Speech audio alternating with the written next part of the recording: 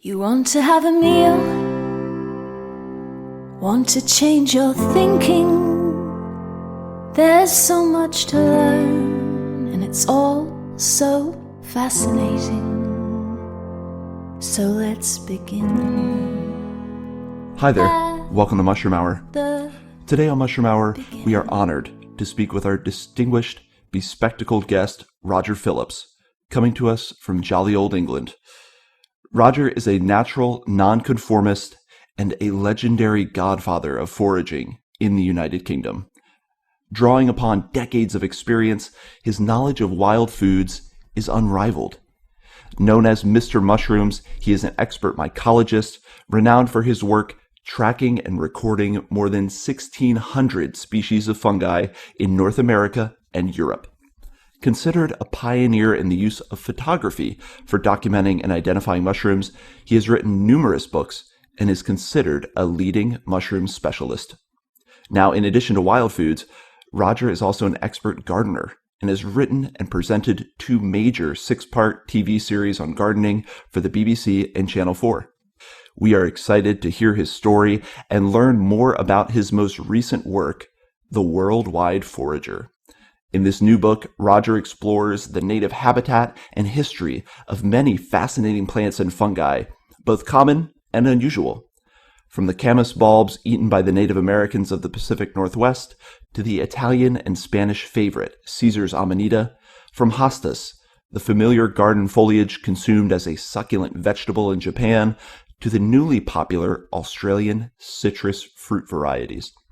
The Worldwide Forager is divided into 4 sections: mushrooms and fungi, flowers, leaves and herbs, fruits and nuts, and roots and tubers. And Roger uses each one to provide a wide range of ideas for making your meals more colorful, delicious, and sustainable. Roger, thank you so much for joining us on Mushroom Hour. I enjoy doing this sort of thing. It's fun. It is, and you have an amazing, fun personality. Anyone who isn't aware of Roger, you have that name, Red Roger, with the red glasses, your Amanita beret cap. So I think you are making the Mushroom Hour even more fun with your personality and just being who you are. If it ain't fun, I don't do it. I love it. I love it. So we have a lot to talk about. As you said, there's a lot of information to cover.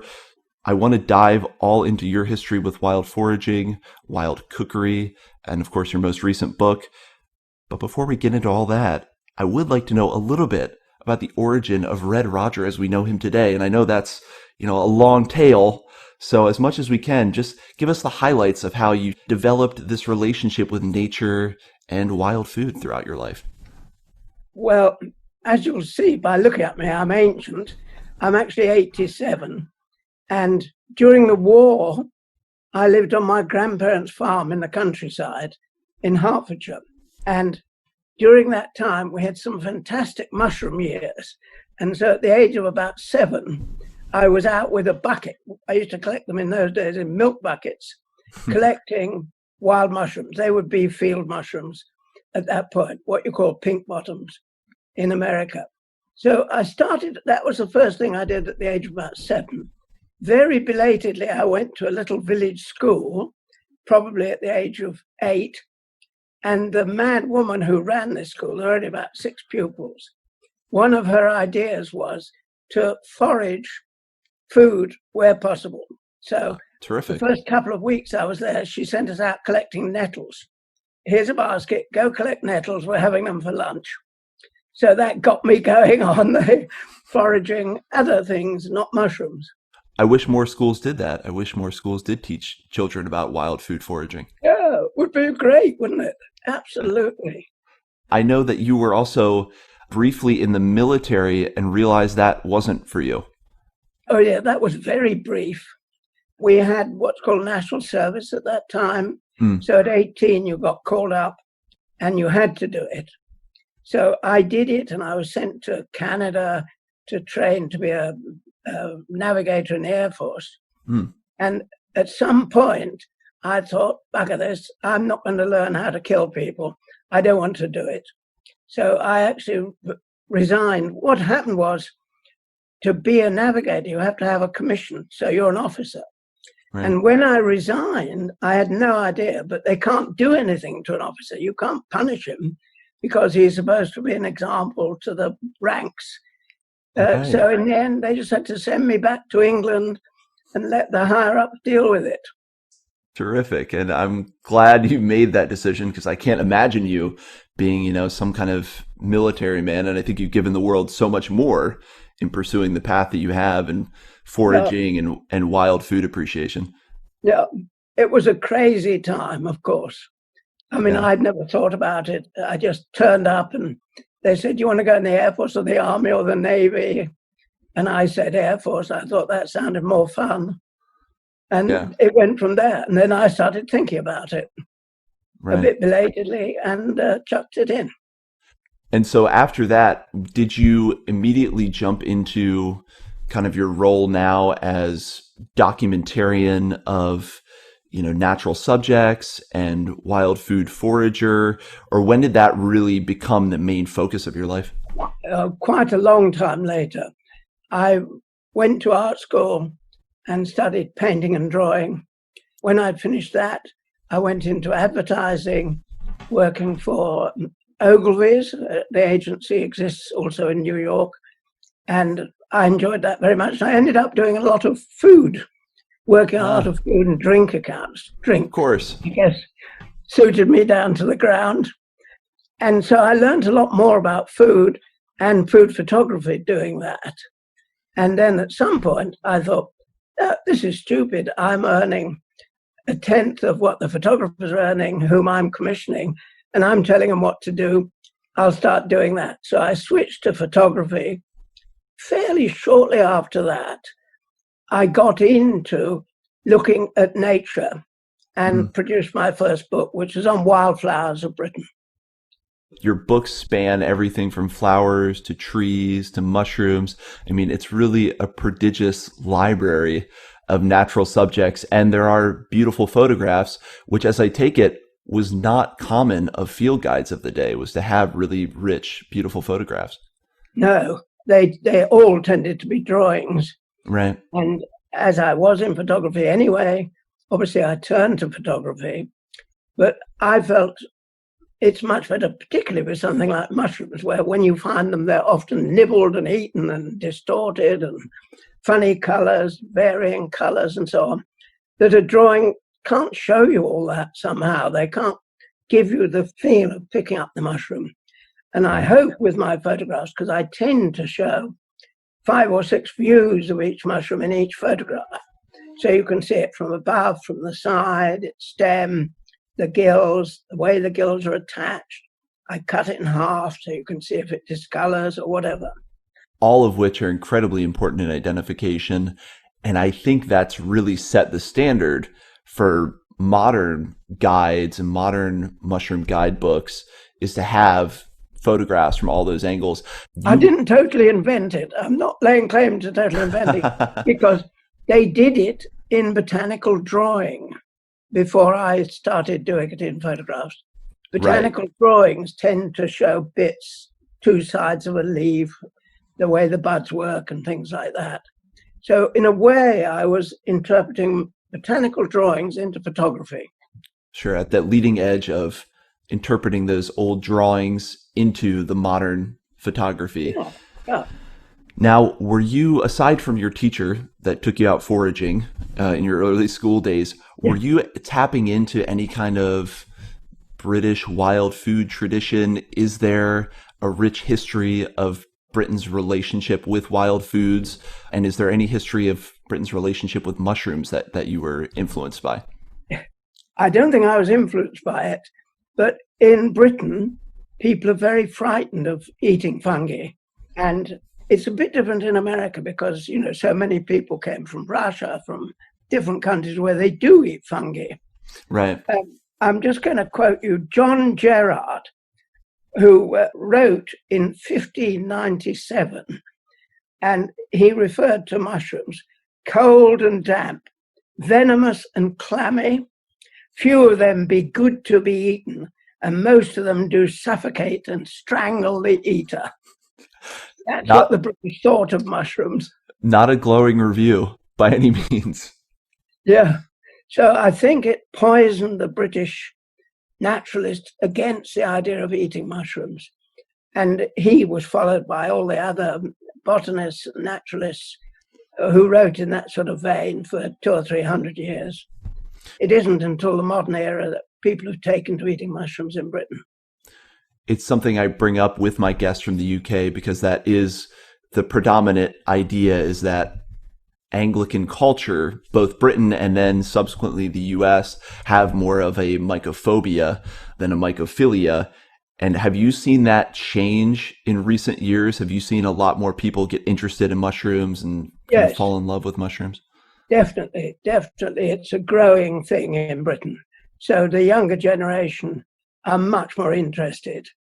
And of course, they're very interested in the actual botany of the whole thing, what the purpose of the mushrooms is, what they're doing in nature, how they're supporting the trees, how they're basically the foundation of the whole natural world. It's probably that missing piece of our understanding in a lot of ways when it comes to the natural world. And I think it's a really good thing that people are getting past that 400, 500 years of mycophobia, because it's really fleshing out our understanding of science in a lot of ways. That's right. You know, now we understand how they support the growth of all plants. There are thousands of plants that are shown to have associations with mushrooms. The last figure I saw was over 7,000 different plants, and that was probably an English figure. So God knows, worldwide. Right. And even, grasses and every humble plant you can think of. It's not just the mighty oak that has these mycorrhizal relationships. It's really every plant out there. So it is, it's absolutely fascinating. Every tree has it. And of course, that's only, in a way, half the fungal job. The other lot are the ones that grow on wood because they break it all down and form soil out of the wood that's already developed. So they're returning the dead material back into the soil so it can be reused and grow new trees. So they're working at both ends of the scale, really. Exactly, which is thankful. Otherwise, we may be buried in kilometers of decaying matter if they weren't doing their job on that end. But it would be in a leaf heap. Yeah, we would be in a leaf heap. Obviously, you've been into mushrooms and wild foraging for a long time, kind of one of the progenitors of the modern movement that inspired so many people to get into this. Did you have any early mentors or any figures that stand out as inspirations or people that helped you along your journey as you got into mushroom hunting and interacting with wild foods? Yes, I think I did. When you take up a new subject, and the real subject was new to me as well, although I've been mucking about and collecting things, when you get into a big subject like that, where there are thousands of species and you know little about it, you keep working away and studying it. So you read everything you can get hold of. I joined the British Mycological Society.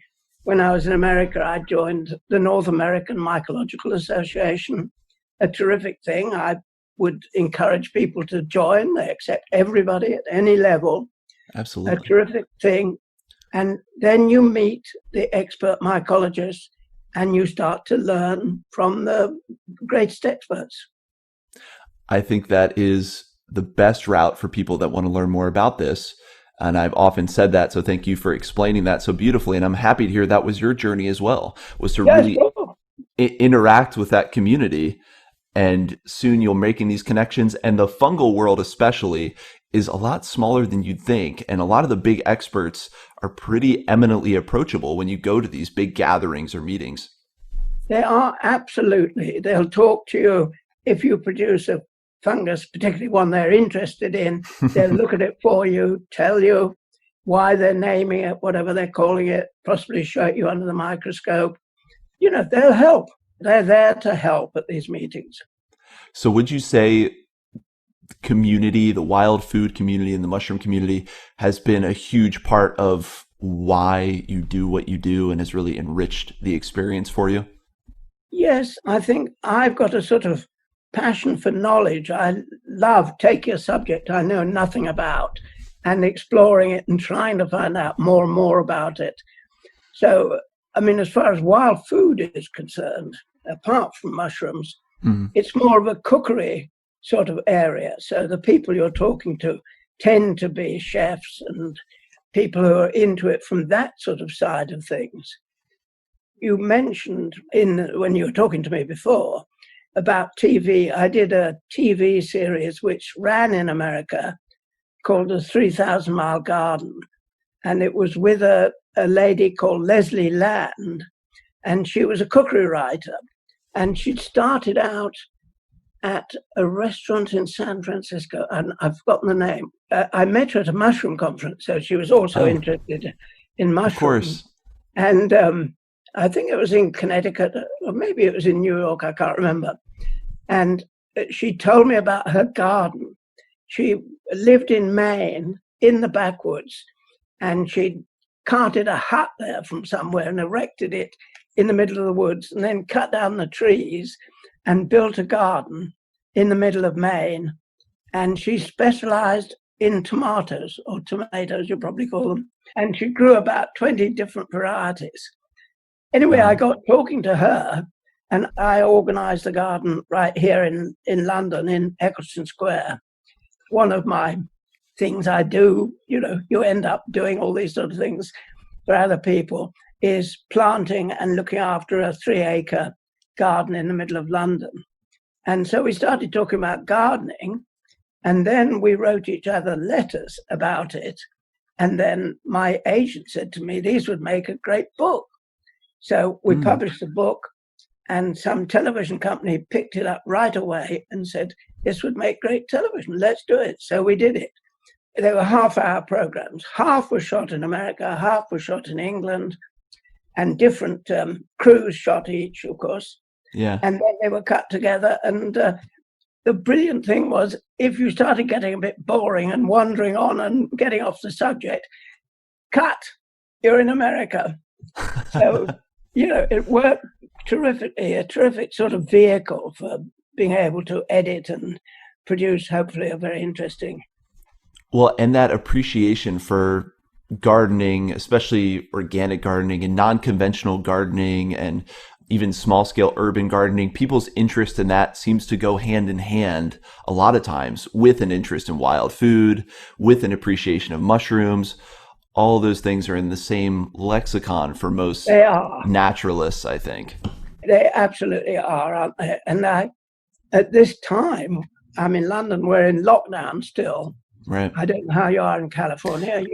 Likewise, we are walking through stages, quote unquote, of reopening, but effectively still locked down. Yes. Well, it's causing people not necessarily to go foraging. They can't necessarily get out. Right. But they become more interested in the plants, so they're starting to grow them in their backyard.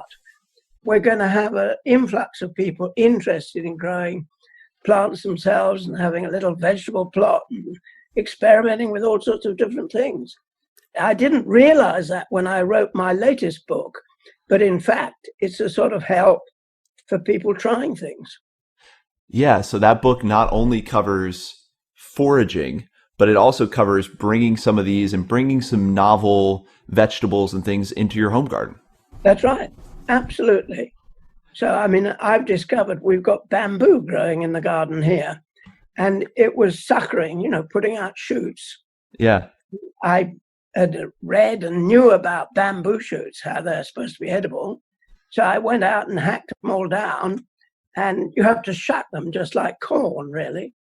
And they are absolutely delicious. When you get a fresh one, you cook it for about 3 minutes, steam it, serve it with a bit of butter or something. Fantastic. Bung it in a stir fry, whatever you do with it. They are scrumptious.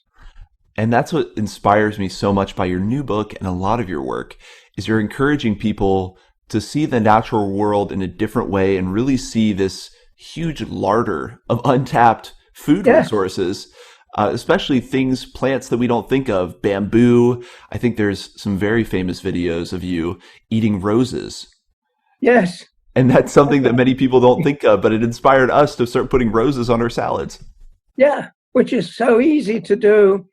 All roses are wonderful. They're all edible. The ones with scent are probably the best because you get then a scented salad.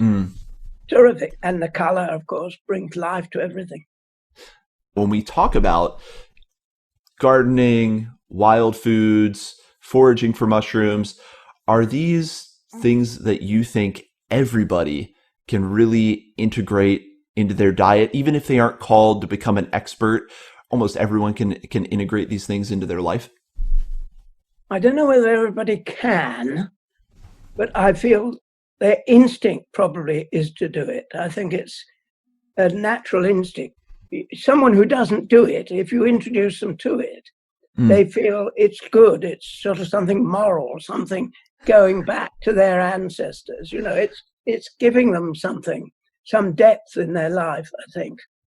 I've found that myself. When you introduce people to these concepts, even if it is something they can't immediately take part in, they like the idea. And, yes. It resonates with us on a very human level. The idea that, yes, we should be embracing the natural world in a way where we're able to take food from it and find these sustainable natural sources of food. There's something very primal and very correct about it.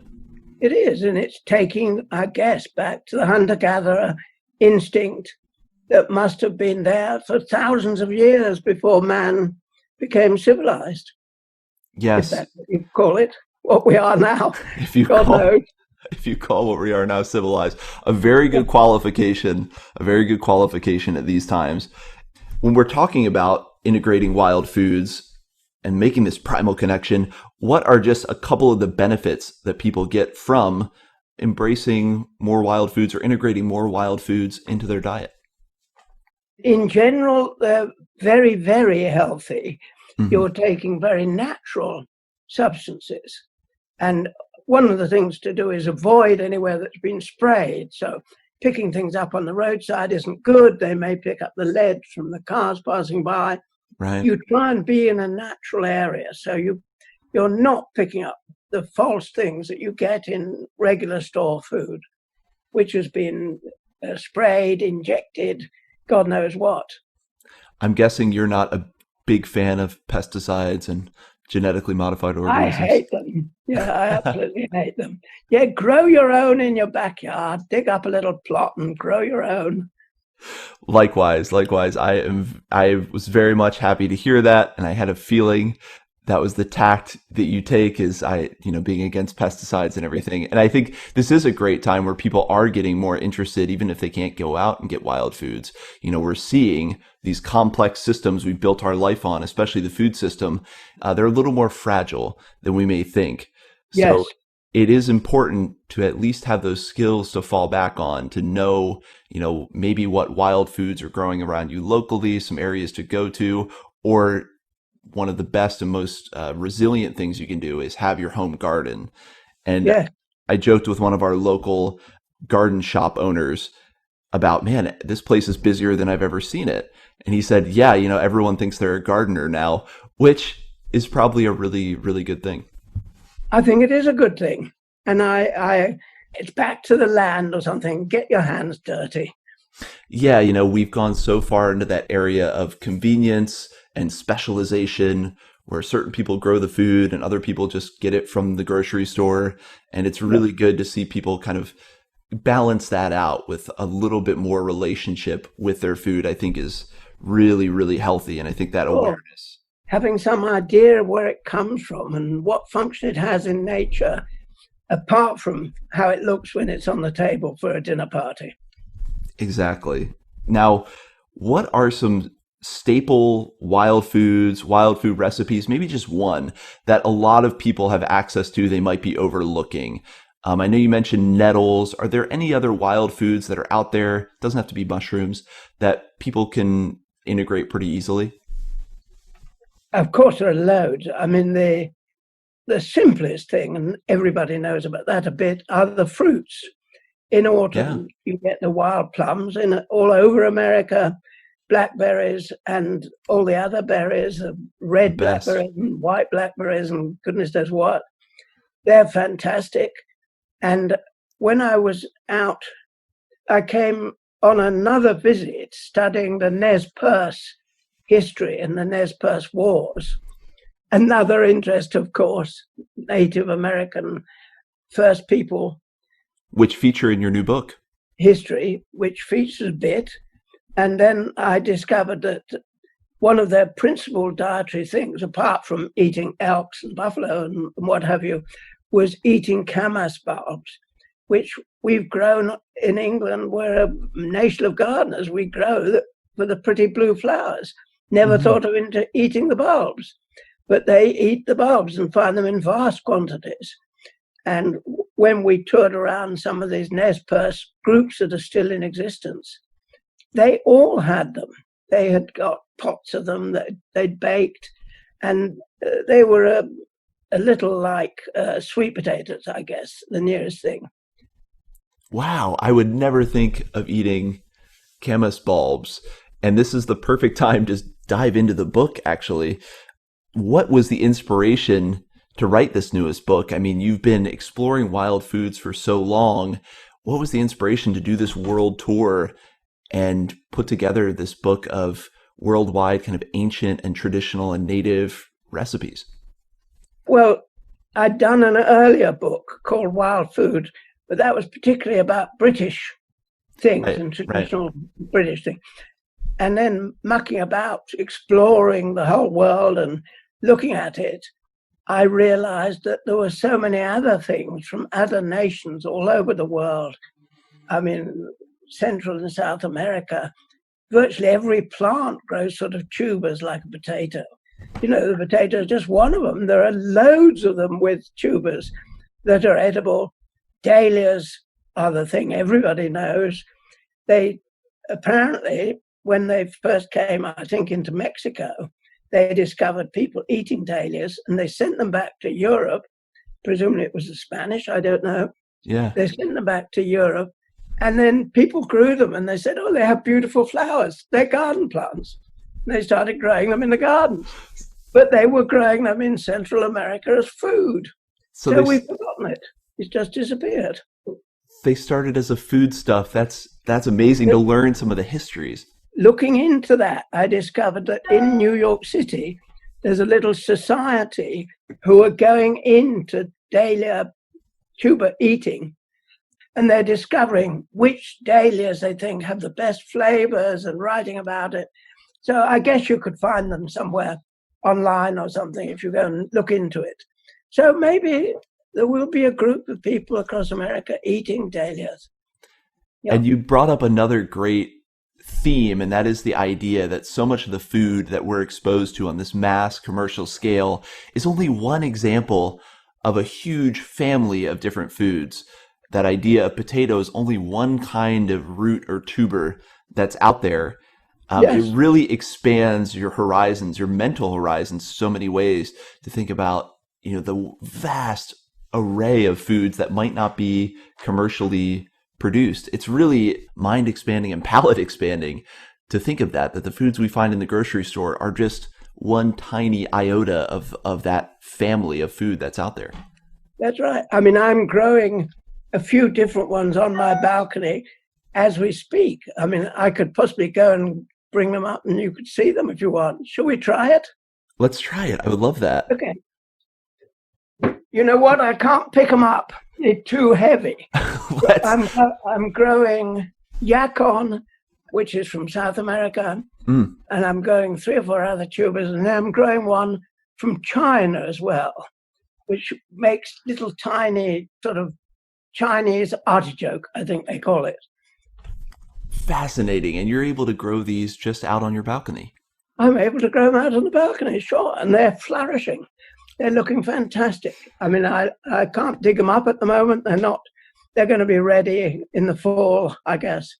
Well, I think that's great for home gardeners to know, is that there are these exotic, different varieties similar to the foods we know and love that are eminently available to us and can even thrive in our backyard gardens. Or if you don't even have a garden, they can thrive on the balcony. You can do them on the windowsill or the balcony. Yeah, you're not going to get a vast crop of them, but you're going to get some. Sure. Be fascinating. I just love that idea of being able to bring some of these wild foods into your sphere a little more immediately and have them on hand and develop an even more intimate relationship with them by growing them and using them more often. Now, you mentioned the Nez Perce, the Native American tribe with the camas bulbs. Were there any other native peoples that you interacted with for the book or derived recipes and insights from? Yes. I mean, of course, a lot of different, I mean, the whole corn industry in North America goes back to the natives, Right. the first people. And they had this wonderful system of growing 3 plants together, which you probably come across. They grew corn and it grows big, and then they grew beans to go up the corn. So now you've got 2 edible plants. But because they were growing them in hot sun, they then grew squash, which has great big leaves, which shades the soil underneath the plants. So you've got squash and corn and beans. You know, you've got your diet for the whole summer, really. Shows that a lot of things we think of as permaculture techniques or creating food forests, a lot of these modern concepts really probably harken back to a lot of first peoples and a lot of ancient knowledge, really.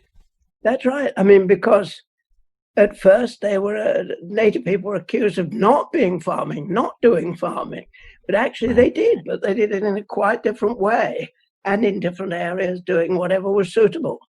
So, I mean, you know, all those things from South America, they were actually native people who grew them. Potatoes and tomatoes, the most obvious examples. Yeah, it's amazing to think they were probably more in line with sustainable agriculture that we're trying to move towards today. They were probably much more in line with that. We just didn't recognize it at the time. I think that's absolutely true. Circling back to mushrooms a little bit, what were some unconventional mushrooms that you may have found in your travels and used in some recipes? Are there any that stand out? Obviously, your book covers chanterelle and winter chanterelle and some of the fantastic edible varieties we know about, but are there any lesser known varieties that feature in the book? Yes, I mean, that culture seems to be mainly European.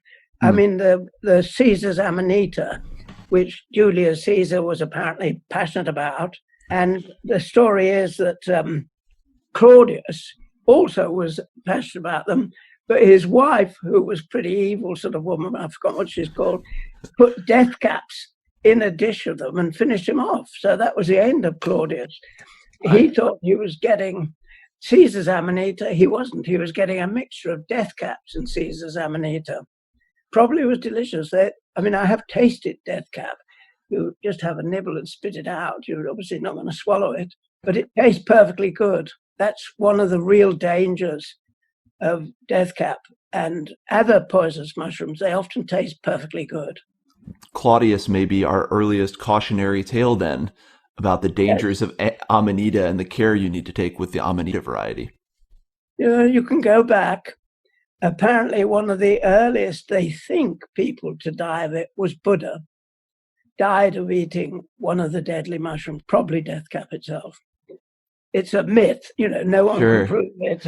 Oh, I love every mushroom myth, every mushroom origin of some religious text. I love all that stuff, even if a lot of it is not true or not provable. I think it's fun. Right. One section of your book is covering mushrooms.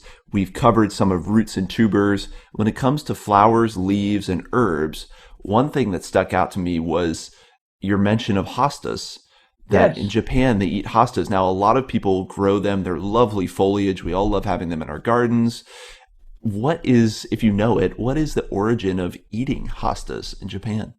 Well, I think the hostas were first found in Japan and eaten by presumably the native people of Japan in early days, and they discovered they were good edible vegetable. Particularly, they eat them when the hosta comes up, like a grass, really. It comes up like an asparagus a bit. And that bit is called a hoston, as when it's about this sort of tall of a big hosta. They're absolutely scrummy, and then they're soft, and you can chop them up and eat them raw in a salad, or you can cook them and steam them. And then when the leaves start to develop, they're still good edible things like cabbages. You don't want them too old or they start getting tough. As long as they're not tough, they're delicious. I mean, my daughter is in lockdown. We have a cottage out in the country, and she's out there, and she kept saying to me, Dad, what can I eat? What can I? So I said, the hostas will be coming up next week. Go try them. And she's mad about it. And they've been developing new recipes. If I ever do another book, I'll put all her recipes in. That's amazing. What a great place to be during quarantine, is a cabin out in the woods where she has all these wild foods abounding around her. It sounds like a very creative time for her, if nothing else. It's very creative. She was not interested in gardening at all. She's suddenly become a gardener, as probably millions of people worldwide have. Anyone who's grown hostas knows that slugs absolutely love them. And so I think that probably is because they are so scrumptious and delicious. That should have been a clue. It should have been a clue, and we didn't realize. We thought, oh, those idiot slugs, what brains have they got? They have got brains. Yeah, they're not trying to ruin your garden. They're trying to eat something delicious. Now, I mentioned earlier you were the one that inspired me to start eating roses. Are there any other edible flowers that you want to mention? Anything else that feature in the book in terms of edible flowers? Well, there's another one that your first people ate, which is evening primrose, which is a Native American plant. Everybody knows it. Yellow flowers, come up any old where, spreads like magic by itself. The flowers are delicious. The whole plant can be eaten. And the Cherokees made tea, I think, from the leaves. The Shakers, when they first came to America, made tea out of the roots. The roots can also be eaten. Wow. And they used it for poultices. So if they had a wound, or they would bind it with some poultice made of Oenothera. So primrose in all of its forms, all the parts of the primrose had some kind of use. Again, that's one I haven't thought of, so it's really fascinating to hear the history behind it. And then another section of the book is something all of us are familiar with. And honestly, it's one of those areas of wild foods that sometimes I don't even think about because it is so obvious, and that is fruits and nuts. Yes. I mean, wild fruits and nuts grow everywhere, and they're absolutely delicious. One that I saw featured in your book is this idea of Australian citrus. What are these Australian citrus plants that you talk about, and is there some way we can begin using those in our own food? Well, I think they will come.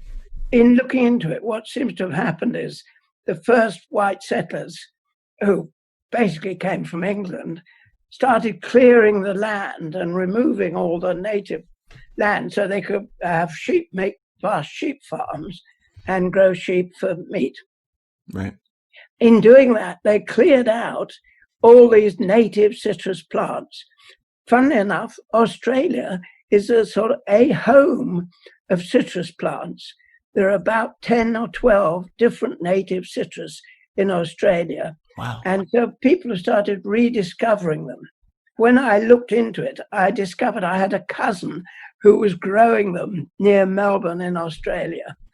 And they were growing in particular this thing called the finger lime, which is literally about the size of a finger. The flavor is lime, but you just sort of cut it in half and you squeeze it, and out come these little diamond bulbs of citrus-flavored, lime-flavored loveliness, beautiful, appetizing loveliness, which you then put on your fish or your whatever you're having. That's funny you say that. I always think of finger limes as almost looking like some kind of caviar, some kind of fruit caviar. That's a very good word for it. Yes, a sort of fruit caviar. They are exceptionally appetizing looking. And then are there any wild nuts of note we should know about that feature in the book?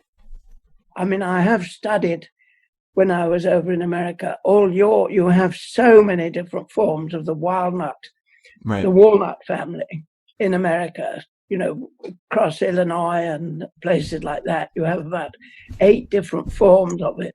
So fantastic. And of course, they're all wonderfully good for you, these nuts. Perfect for the vegans to get something, a bit of something to keep them going. I'm not a vegan, I'm sorry to say. That's why I asked that question about nuts, is I am a vegan and I need to know what wild nuts I should be looking for.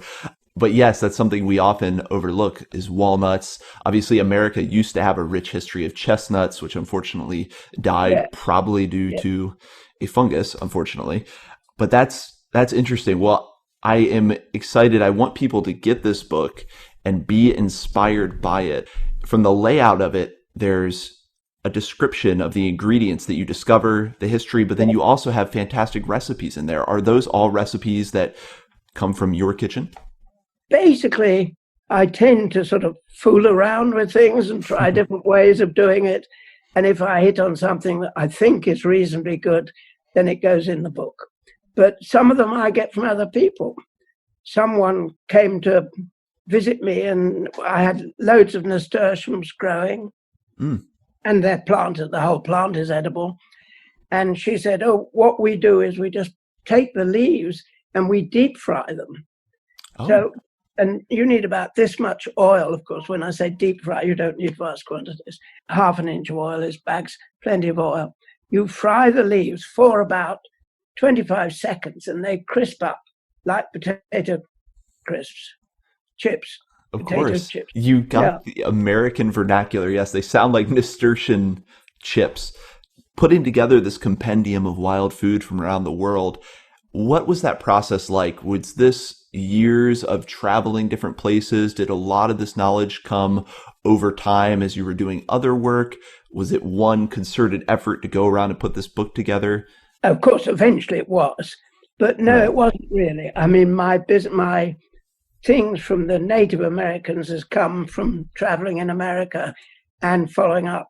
I've done a sort of artwork about the Nez Perce War, which I researched and traveled the whole route. It was about 1,600 miles. Chief Joseph went with the whole tribe across America. And we traveled the route and I did drawings as I went along and came back home and did paintings referring to it. But of course, in doing that, you meet people, talk to people, see what they're doing, what they're eating, everything. That's life. That's what I enjoy doing. And I just think that's such a unique aspect of this book, is it really is a compendium of your journeys really over a lifetime of wild food experience. So, it all comes together in this beautiful amalgamation of hugely inspiring work. What have been some of your takeaways from writing the book, themes you're left with, impressions you're left with from putting this book together? Oh, that's a wide question, isn't it? Yeah, small question. Let's sum it up in a couple words. A small question. Some things are outstanding. Some of the mushrooms, like chanterelles, you can hardly go wrong. They're very easy to distinguish. Hopefully you won't go wrong and pick a poisonous one, although it has been done. I love elderflowers. I love the early herbs like nettles and turning them into soup, making a spaghetti sauce with them. Just if it ain't fun, don't do it. It's something else I read in some of your interviews was about nettle beer. That's something I never heard of before, is nettle beer. Yeah, that I discovered on my travels in Lancashire. I went to a place when I was about 20. And as you approach this place, there were little villagers selling nettle beer all along the street. You had to walk up a hill to get to the entrance. And there were about 8 people, different people, selling nettle beer. And it was fantastic. And of course, I'd never come across it before, so I had to learn about it. So while there may be mycophobia in Britain, there certainly seems like a vibrant relationship with other wild foods and wild plants. Yes, I think so. And hopefully we're getting a bit better on mushrooms. We have an organization now called Medicinal Mushrooms. So they organize a conference and people come and talk about all the things they've discovered, medicinal uses of mushrooms. And that, of course, is a whole nother aspect. They've been enormously important in medicines of all kinds. Do you integrate any medicinal mushrooms into your routine or your kind of supplementation or healthcare routine? Yes, I have chaga, which grows right across the sort of northern parts of America, is apparently very, very useful anti-cancer or help for people who have cancer. You grind it up and make a tea with it. And Solzhenitsyn in Russia referred to it in his book, Cancer Ward, as a very important help in curing people with cancer. Well, I've heard that as well. Both there's a long Russian history and Siberian history with using chaga as a medicinal. Obviously, that whole area of medicinal mushrooms is becoming so prominent in the United States. We call it the shroom boom. So I'm not surprised to hear that in Britain there's much more consciousness and much more appreciation and exploration of these medicinal compounds. And as we're talking about wild foods, one theme that comes up a lot, and I think people are becoming ever more aware of, is that idea of sustainability. And having talked with a number of different foragers, both professional and amateur, I'm wrestling with that question of how extractive a practice foraging is, or how to make it less so and try to make it more sustainable. Do you think there is a balance that has to be struck by that healthy reverence for nature and not being too extractive, but still getting enough from the wild food larder, as it were, to supply your needs? Is there some balance that has to be struck there in terms of sustainability? I think there is. There are too many people. You can't send 1 billion people out into a couple of woods to collect mushrooms. There'll be nothing left.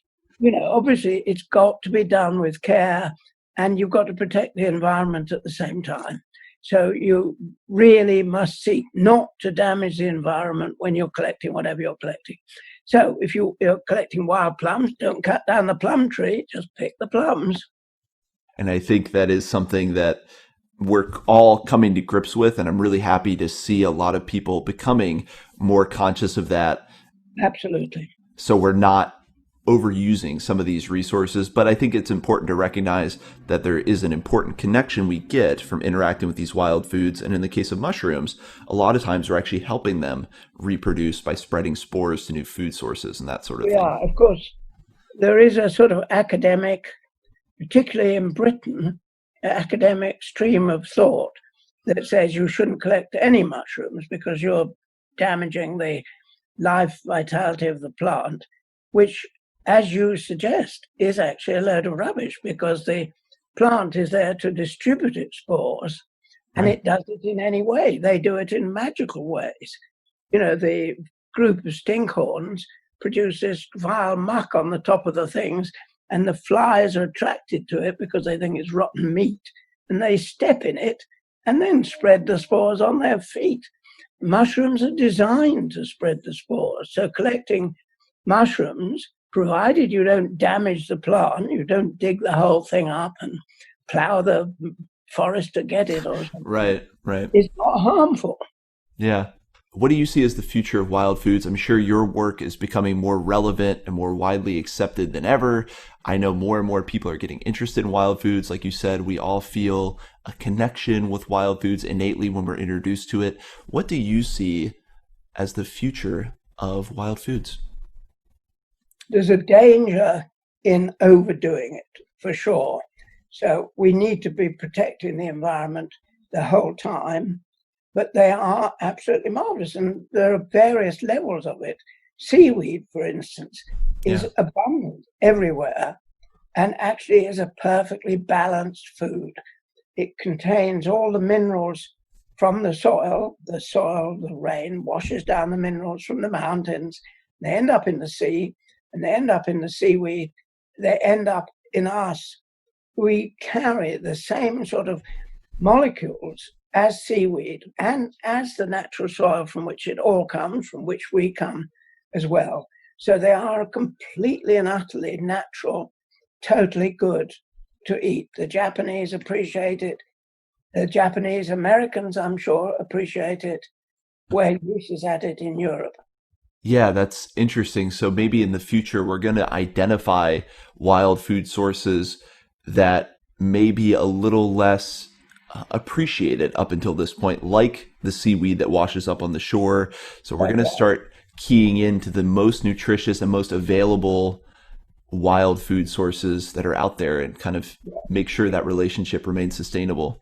I'm sure it does. I'm sure, there'll be people going to Greenland and harvesting seaweed in the future and making sustainable food out of it. I think it is going to be a piece of the answer to that question of how do we feed everybody sustainably. I think making use of some of these natural wild foods that are abundant is going to be a big part of that future. And it sounds like you see much When the I same. was mucking about with seaweeds, I took some Japanese nori, the sheets of Yeah. seaweed paper they make, and stuck it under the microscope. And I found 6 different seaweeds in that one little piece of nori under the microscope. Wow. It's a mixture. It's sort of ground up seaweed, I guess. So where they make it, presumably they go down, more or less collect everything, grind it up and make the sheets of nori paper. And work like yours that's examining the traditions of wild food in different places is probably going to be hugely important, because your example of taking this knowledge from Japan and applying it to our own use of seaweed is going to be important. So we need to start connecting some of these pieces across the world. Connections. And you as a vegan, obviously, this sort of thing is immensely important. Absolutely. So maybe a more globalized picture of wild food helps us keep it the most sustainable and the most beneficial as we see what other people are doing. That would be a wonderful note to finish on. Well, is there any future work? Are there any future, obviously you've just put out this big book, but are there any future projects or plans that you want to share with us? At the moment, I'm writing an autobiography. A lot of it's sort of funny stories about collecting and funny things that happened to me, some in America, some all over the place, some when I was quite a little child. I'm 87, I guess there's an awful lot of years of stories buried in there someplace. Oh, here comes one. Oh, hey there, buddy. Hi, Bonnie. What a lovely cat. I am a cat person. We own dogs now, but I'm very much a cat person myself. That puts a big smile. We have Burmese. We have 2.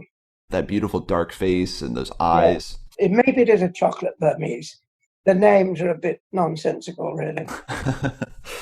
Because this is the Mushroom Hour, I do have a set of questions I like to ask most of my guests, just to give us that last picture into the spirit or the core, if we can make such bold a statement. What is a mushroom that you love, that you want to share with the audience? This doesn't have to be a favorite, and it could be a mushroom you love for any reason, whether it photographs nicely, it's a delicious edible, but just a mushroom you love and why. I love the one we call black trumpets. A friend of mine in America called them trumpet of death. Yes.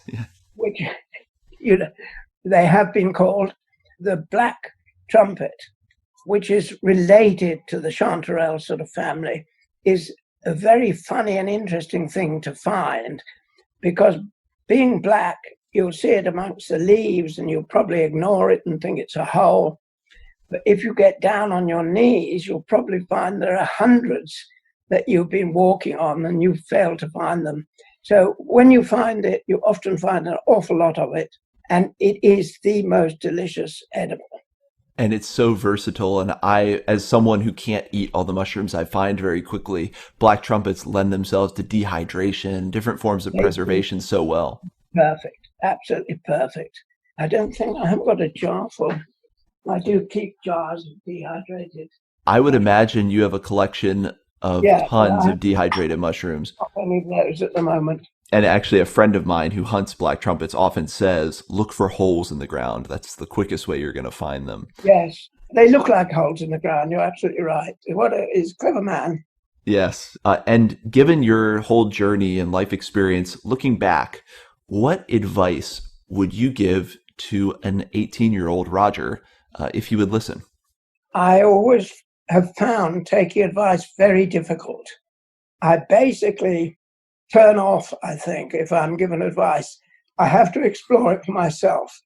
Once I've worked it out for myself, then it's firmly in my mind. I understand it, know what I'm doing, and that's quite different. But taking instruction, I find very difficult. So I was a difficult student, I think. I could imagine, as I said in my intro, you're a natural nonconformist. So that makes a lot of sense. 18-year-old Roger probably wouldn't want to hear anyone's advice. No, he wouldn't. What is the lasting impact that you hope to have, given your work writing books, sharing this love of wild food with people? I know you're often present at wild food festivals. You're integral to the foraging community. What's the lasting impact you hope to have with your work? Well, I hope my books help people study plants. Once they've studied the plants, probably they can throw the book away and forget it. But I hope I've helped people make a step into discovering more about nature, plants, fungi, whatever it may be. Absolutely. I think you have certainly done that. As we were speaking before the show, I ended up picking up all of your books, and even the ones that were written, a couple decades ago, I still find inspiring and relevant. And there's still bits of information in there. Some names may have changed, which is always happening with mushrooms, especially. Yeah. There's still great information in there, and I think they still inspire today. Well, Roger, thank you so much for being generous with your time and sharing your stories and sharing your knowledge. We've just scratched the surface of everything that you know, but I just appreciate you making the time and coming on Mushroom Hour. It's been a great pleasure. Thank you very much, Darren. When he was hungry, the death cat took all Claudius's life. It was a poisoning arranged by his wife. The Italians and French were simply mad about steps to be precise for Porcini. They would take your life and rust your lips at every color of the rainbow, purple and green, the tastiest that I know. For a trip around your mind, psilocybin is the kind for you. Chanterelle, pfifferling, there's morels in the spring. You have the milk cap and the truffle, oh, what joy they can bring. But please enjoy the natural world safely.